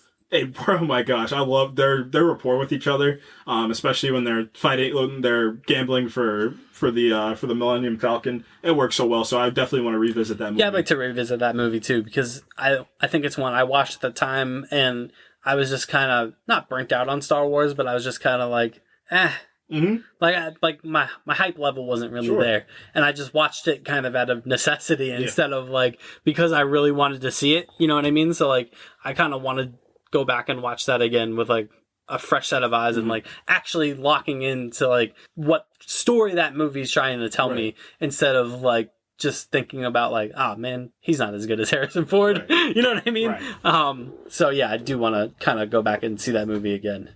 And Rogue One, it's tremendous. Yeah, it really is. This movie so much. Yeah. Yeah, I was blown away by how much I liked it watching it this time. Like, man, this is like it's a tight movie too. Yeah. Like it's 2 hours long, but it didn't feel it to me. No, like it really breezes by pretty quickly. Yeah, I mean, like you said, the biggest gripe is the second act. It doesn't feel like the rest of the movie, and I feel like there's no true movement in the second act. And it doesn't help that Forrest Whitaker is playing like that decision character of Saw Gerrera, because his death is supposed to play as this big thing to Jyn, but I don't feel him and Jyn as like a father-daughter relationship. Not really, because a lot of their relationship happens off screen. Yeah, and it happens in exposition, where she was like, "You brought me up in your group, and then I turned 16, and you kicked me out." Show don't tell. I think that this movie could have benefited from a little bit more show of that. Yeah, I agree. No, we're not going to see that in Andor, because Andor takes place like what, couple of years, like literally like a couple of years. Also, before. I should say real quick about Andor, Diego Luna is really good in this movie. Oh yeah, Diego Luna is a phenomenal actor. I hope this is like, because obviously you're Diego Luna from If Beale Street Can Talk. I had to get one of those in. I didn't do one all episode. Yeah, no, he's very good in this. Mm-hmm. There's something you're just like, there's something not quite right. Yeah, yep. You can. I just can't wait for them to dive into like why is you feel this anger? Like there's this anger and this disdain in himself that obviously he gets resolved amidst his death, but in amidst him meeting his new team. But there's something there that happened to form him into who he was from the beginning of this movie. That character that killed that man in cold blood in the beginning of this movie. So in cold blood. Yeah, he didn't even think about it. No. And I mean, the guy's like, I can't climb that, and he's like, yep, bang. Yeah, and that's the saving. That's the war aspect of it for me. Like, you got to make decisions in war. Like, there's tough decisions that the normal human being that won't make that in a time of war that you will have to make, because you're not in the normal human state in war. Yeah, and he's not like morally obligated to help anyone. No, he's just about that mission. And I mean, he confronts Jin about it. He's like, he hits her with like what I feel like a bunch of like fiction handles, like that line of like, yeah, like you're the main character, but like, do you think you're the only person that's lost something? Yeah. Like he tells her, like, I've been in this fight since I was 6 years old. I've lost and done so many things. Like I'm just about the mission. Like that's all I need to do. Like, and you should be lucky that I didn't shoot your father. Like, because up until this point, I've literally done everything that the rebellion's asked me to do. You know, no questions asked. I've done bad things, assassinated people, spied on people. So you're lucky that I didn't shoot your dad, because that, you know, that should tell you all you need to know, basically. Right. So yeah, I'm excited for the show. I really am. Me too. So how's your MCU rewatch going? It's going. I was in a dark period, and then I hit Guardians Volume 2. So that's something that I actually kind of want to talk about, because this movie is a little bit better than I remember it being. Because I remember the first time I watched Guardians 2, I was like, this is pretty cool. And then I watched it again. I was just like, I got some issues, because this was about 2017, 2018. I rewatched it. And then watching it in 2022, I mean, I think what it felt like a bigger departure from the first one than it actually really was. I don't think it's too much of a departure. The emotional beat, I mean, we talk about it all the time, how James Gunn is probably one of the best examples of handling characters and handling these characters that have no business being this emotionally invested than they are. Yep. And 2 really hits that beat. I mean, there's this sequence in 2 that I just always talk about. It's right when Star-Lord and Ego are talking, and then he's just like, when I put that tumor in his mother's head, it's like, it's not that specific moment, even how just I feel that anger, because he just immediately snaps. And like, when people get confused about the Infinity War thing, I'm like, Star-Lord's always been a very reactionary person. Like, he immediately reacts. I remember that scene specifically in the theater when Kurt Russell, when he says that. You and your dang son are just the worst. When he says that about his mother, the whole theater gasped. Yeah. Like, what did you just say? He's just like, what did you say? It's like, it's insane. So, yeah, the big thing for me is, like, there's this sequence where, like, it's right, I think it's in between when Yondu's gonna die, and it's just flashing throughout. It's like, that's a perfect example of show don't tell. Like, we're seeing, it's like him and his mother laying in the field just listening to music, him and Rocket flying. It's just like, I might not be your father, but he may be your father, but he wasn't your daddy. Like, I'm the guy that raised you. Like, this is the first time they felt like a family, because they felt like friends in the first one, but now they feel like an actual family. And like, that's why like the 2 pieces that worked in Infinity War and Endgame, where it's the Black Panther stuff and it's the Guardian stuff, like it was a good backbone to have for the Avengers stuff, because it was the world of Wakanda, and it was the family aspect of Guardians, both helped, you know, conceive what the full movie was. But yeah, that movie really resonated with me more than it did before. I actually really enjoyed that rewatch, and like, even the Yondu stuff, the music is just phenomenal. Like, I just don't know what 3 is going to look like, because it's going to be the only thing that's going to be on my playlist whenever we get the 3 soundtrack, because he's got the Zune now. So yeah, 300 songs, you say? Do you think there's going to be a sequence in 3 where he's like on Earth and he goes back to Missouri for a little bit? Because he is on Earth. Yeah, maybe. I mean, it also feels like kind of Thor kind of rectified that in a way, like got them back out into space immediately, like real quick, you know? So I'm not sure how much time he's going to be spending on Earth. He might. And maybe he doesn't want to go back. Maybe because his grandfather's still alive in 2. So maybe he doesn't want to go back to Missouri because that's the place where his mother died. And now he knows how his mother died. So he probably wants to stick far, far away from that. But we shall see. It does feel like, for me at least, I could definitely either see them doing a thing where they send Star-Lord off into the sunset, but he doesn't actually die. And then maybe down the line we get an older version of Star-Lord. I know that's what the comics did. They give us an older version of Star-Lord. I definitely think that Gamora is definitely going to stay alive with the 2014 version of Gamora, because apparently the rumors that she's going to be leading the Ravagers, because obviously they don't have a leader after 2.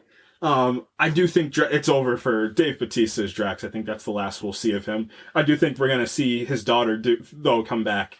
I just, you know what gets, what's funny? I just watched Thor Love and Thunder, and then I was watching that. People talk about Hulk getting, like, nerfed. I'm like, not really. But, like, you know who's somebody that did get nerfed? Drax got nerfed a lot. Like, this is somebody that was, like, going toe-to-toe with, like, Thanos in the comics. Like, Drax is, like, there's a reason they call him the Destroyer. I just never felt that from the MCU. That's, like, one of the only things I'll say about his character. But you don't stay for that. You stay for what that character makes you feel. Mm-hmm. And, like, even the most ridiculous of lines he can give doesn't replace, like, he lost his daughter and his wife, and, like, you feel that every single time he talks about it. Yeah. The music in that movie's phenomenal. Not just the actual music, like, the score from that movie's phenomenal. Like, it played, just that little bit they did in Love and Thunder, I was like, you brought me back to the Guardians. So, yeah, I really like that. Then I watched Iron Fist. Man. You liked it better than Guardians 2. Nope. I just don't think I did. I don't even want to go in depth about Iron Fist. I talked about it enough. It doesn't work.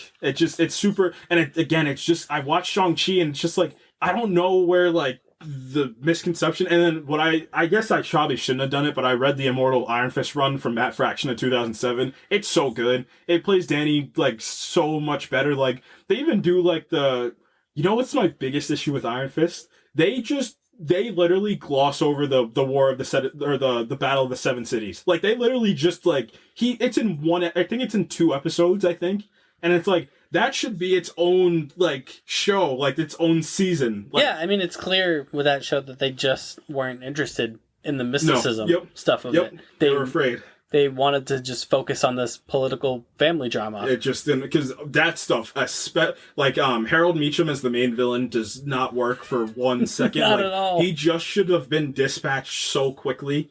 Like, Ward Meacham is, like, he does feel genuinely like a soap opera character. Like, he feels like an ABC soap opera. Like, it doesn't even feel like he fits. It's so bizarre. And how ridiculous that show even is. He doesn't even fit. And it doesn't make sense how he doesn't fit. It's so disjointed. It's just... It's crazy. Yeah, it was just doomed from the start. Yeah, and then I was watching, and then it got to the end of 10 when him and Davos are fighting. Davos is the only thing that saved. It's 2 things. It's Colleen saves it a little bit. I feel more interested in her, and then her descent to being like, I was working for the Hand this whole time, and Danny's like, you were what? You were doing what this whole time? And then, I mean, Davos is just, he should have been the Iron Fist. They should have known. I wish they would have played up the Steel Serpent stuff, because that's who he is in the comics a little bit more, in season 2, but yeah, we got what we got. I hope Finn Jones gets another crack at it, but I don't think that they're gonna go with Danny Rand as the new Iron Fist in the MCU. I think they're gonna get whoever I forget what his name is, but the new Iron Fist in the comics right now. Yeah. That would make a lot of sense to me, I think. And I'm on Spider-Man Homecoming now, and I watched the first act of that movie, I think, and I literally am on the frame where he's, like, sitting on the ledge where the train's going by in that sunset, and I'm like, this looks gorgeous, too. That's a really good frame, but I like that movie so much, more than most people do. I really like Homecoming. It's like a John Hughes MCU movie. And, like, the way they play into that is really well done. That movie's got a lot of pressure on it because it's the first full appearance of Spider-Man 2, so I think it works on all aspects, and I can't wait to watch the other 2 acts. Cool. And then I watched Elvis. That's the other thing I did. Finally got around to seeing Austin Butler as Elvis Presley. I mean, Elvis, like, you have your Michael Jacksons, you also have Elvis. Like, you talk about world figures of time, like, Elvis is on that echelon of the top for entertainers all time, and it was solid. It was decent. I didn't love it. I think it's either, and I mean, it's the whole new age of how we digest movies. Like, you either need to hate something or love something.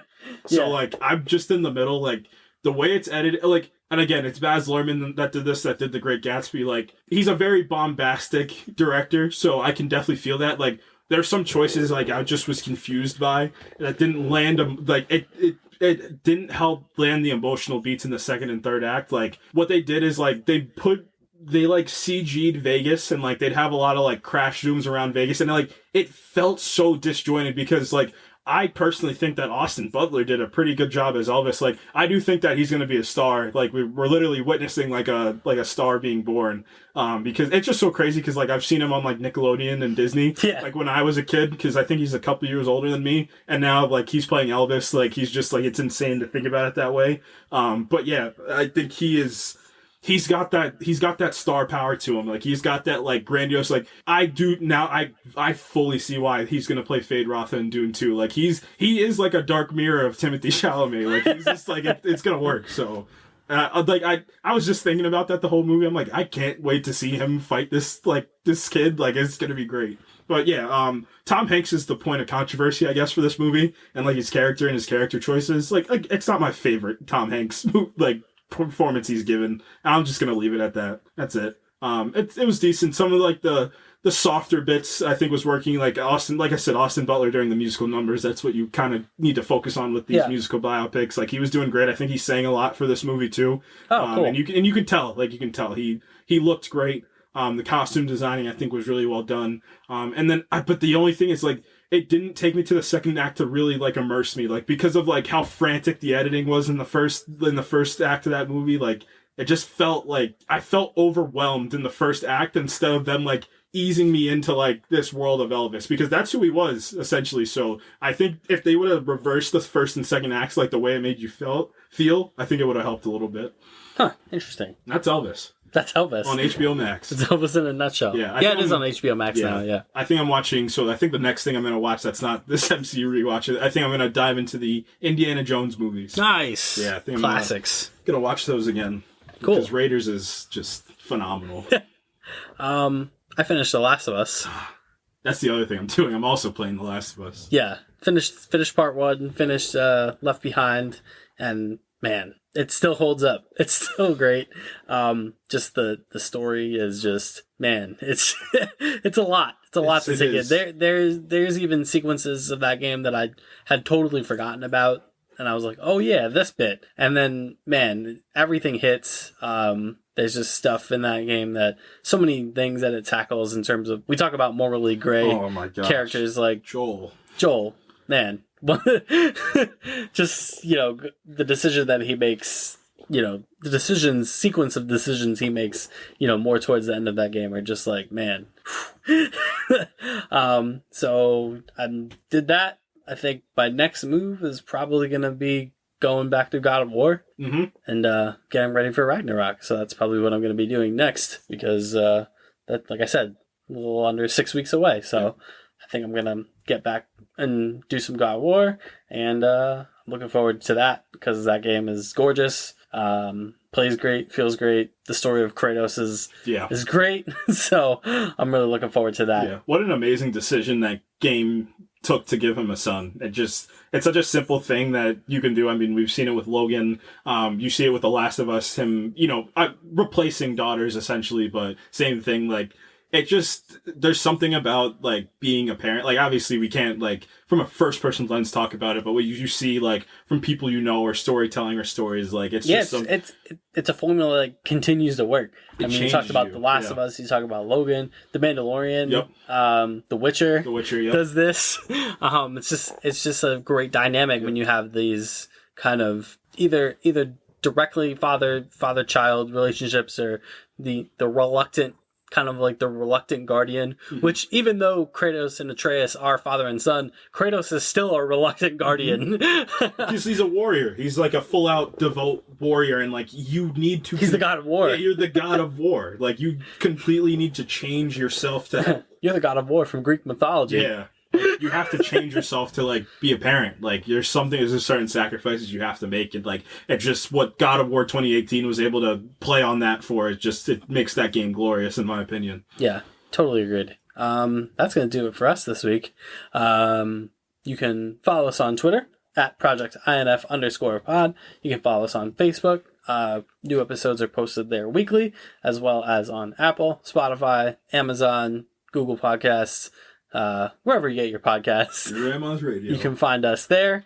You can follow us on Instagram. At the Project Infinite Pod. Thank you. And next week, we're going to do another film retrospective on one that we've been waiting to do. No, we had to push back Umbrella Academy yet another week. What we've been waiting to do for quite some time. So with the re-release of Avatar, original Avatar, not the M. Night Shyamalan Last Airbender live action movie, but the James Cameron epic that was once the king of the box office up until Avengers Endgame decided to ruin everything. So James Cameron's trying to recoup that number one spot, I suppose, as well as remind people why this is one of the most visually stunning movies of all time. So that will be out later this week, back in theaters, back in its 4K, XD, 3D glory. So next week we're going to talk about Avatar. Yeah, there's some sequences in that movie I am so looking forward to rekindling. You know what sequence when I was a kid just stuck with me?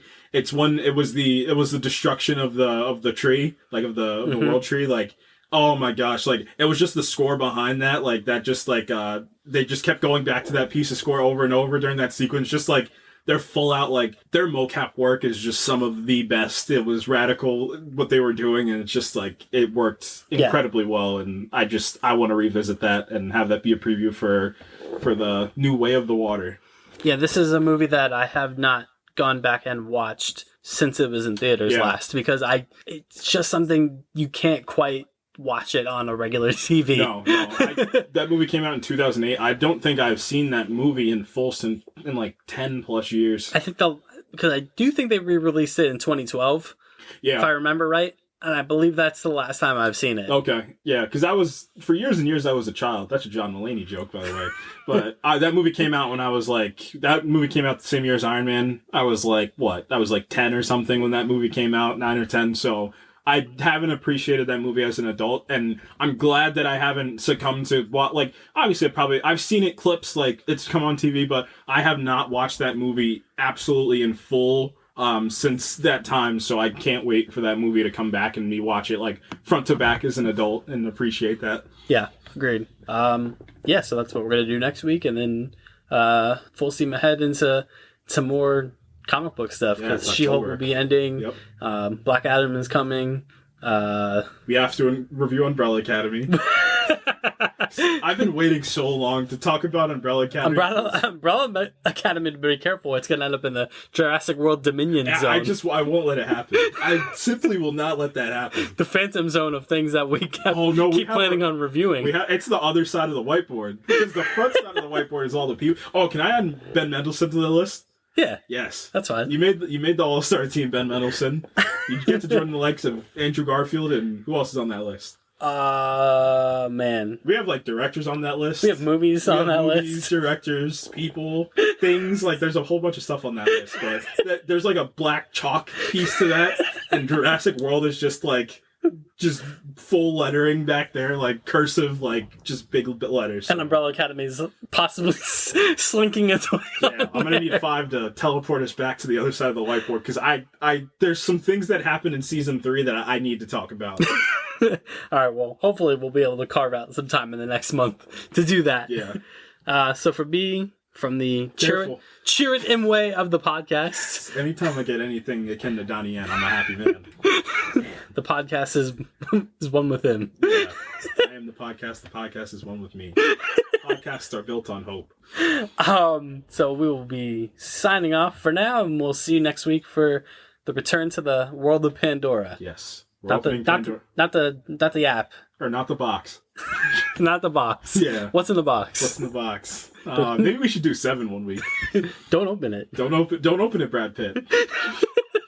Gwyneth Paltrow, Brad Pitt. Don't open it, Brad Pitt. All right. Detective. We gotta go, man. I had to get that in. Yeah. Happy Batman Day, by the way. Yeah. That happened. Did you watch You watch anything Batman related?